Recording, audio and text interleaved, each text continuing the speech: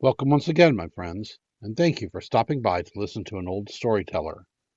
Today we have a Brazilian tale, and the title of this story is How the Brazilian Beetles Got Their Gorgeous Coats. In Brazil, the beetles have such beautifully colored, hard-shelled coats upon their backs that they are often seen in pins and necklaces like precious stones.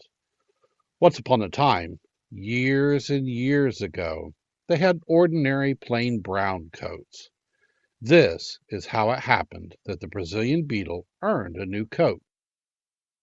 One day a little brown beetle was crawling along a wall when a big gray rat ran out of a hole in the wall and looked down scornfully at the little beetle.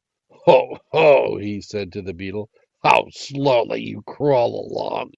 You'll never get anywhere in the world. Just look at me and see how fast I can run." The big gray rat ran to the end of the wall, wheeled around, and came back to the place where the little beetle was slowly crawling along at only a tiny distance from where the rat had left her. "Don't you wish that you could run like that?" said the big gray rat to the little brown beetle. "You are surely a fast runner," replied the little brown beetle politely. Her mother had taught her always to be polite, and had often said to her that a really polite beetle never boasts about her own accomplishments. The little brown beetle never boasted a single boast about the things she could do. She just went on slowly crawling along the wall. A bright green and gold parrot in the mango tree over the wall had heard the conversation. "How would you like to race with the beetle?" he asked the big gray rat. "I live next door to the tailor bird," he added, "and just to make the race exciting, I'll offer a bright colored coat as a prize to the one who wins the race. You may choose for it any color you like, and I'll have it made to order." "I'd like a yellow coat with stripes like the tiger's," said the big gray rat, looking over his shoulder at his gaunt gray sides as if he were already admiring his new coat. "I'd like a beautiful bright colored new coat too," said the little brown beetle. The big gray rat laughed long and loud until his gaunt gray sides were shaking. "Why, you talk just as if you thought you had a chance to win the race," he said, when he could speak. The bright green and gold parrot set the royal palm tree at the top of the cliff as the goal of the race. He gave the signal to start, and then he flew away to the royal palm tree to watch for the end of the race. The big gray rat ran as fast as he could. Then he thought how very tired he was getting. "What's the use of hurrying?" he said to himself. "The little brown beetle cannot possibly win. If I were racing with someone who could really run, it would be very different." Then he started to run more slowly, but every time his heart beat, it said, "Hurry up, hurry up." The big gray rat decided it was best to obey the little voice in his heart, so he hurried just as fast as he could. When he reached the royal palm tree at the top of the cliff, he could hardly believe his eyes. He thought he must be having a bad dream. There was the little brown beetle sitting quietly beside the bright green and gold parrot. The big gray rat had never been so surprised in all his life. "How did you ever manage to run fast enough to get here so soon?" he asked the little brown beetle as soon as he could catch his breath. The little brown beetle drew out the tiny wings from her sides. "Nobody said anything about having to run to win the race," she replied, "so I flew instead."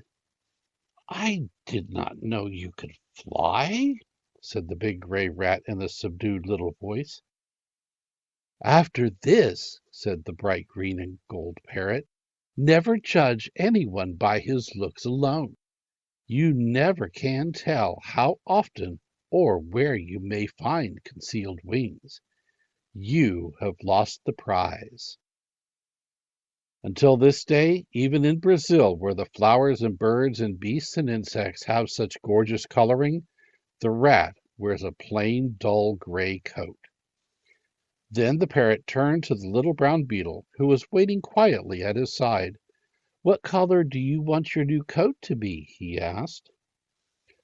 The little brown beetle looked up at the bright green and gold parrot, at the green and gold palm trees above their heads, at the green mangoes with golden flushes on their cheeks lying on the ground under the mango trees, at the golden sunshine upon the distant green hills. "I choose a coat of green and gold," she said. From that day to this, the Brazilian beetle has worn a coat of green with golden lights upon it. For years and years, the Brazilian beetles were all very proud to wear green and gold coats, like that of the beetle who raced with the rat. Then, once upon a time, it happened that there was a little beetle who grew discontented with her coat of green and gold. She looked up at the blue sky and out at the blue sea, and wished that she had a blue coat instead. She talked about it so much that finally her mother took her to the parrot who lived next to the tailor bird. "You may change your coat for a blue one," said the parrot, "but if you change, you'll have to give up something." "Oh, I'll gladly give up anything, if only I may have a blue coat instead of a green and gold one," said the discontented little beetle. When she received her new coat, she thought it was very beautiful. It was a lovely shade of blue, and it had silvery white lights upon it like the light of the stars. When she put it on, however, she discovered that it was not hard like the green and gold one. From that day to this, the blue beetle's coats have not been hard and firm. That is the reason why jewelers have difficulty in using them in pins and necklaces like other beetles. From the moment that the little beetle put on her new blue coat, she never grew again. From that day to this, the blue beetles have been much smaller than the green and gold ones. When the Brazilians made their flag, they took for it a square of green, the color of the green beetle's coat. Within this square they placed a diamond of gold, like the golden lights which play upon the green beetle's back. Then, within the diamond, they drew a circle to represent the round earth, and they colored it blue like the coat of the blue beetle. Upon the blue circle they placed stars of silvery white, like the silvery white lights on the back of the blue beetle. About the blue circle of the earth, which they thus pictured, they drew a band of white, and upon this band they wrote the motto of their country, Ordem e Progresso, order and progress. Thank you once again for listening to this story. If you enjoyed this story, please press that like button. Also, please help an old storyteller out by subscribing to my channel. The next story will be posted in a few days, so until then, may your story continue to be a good one.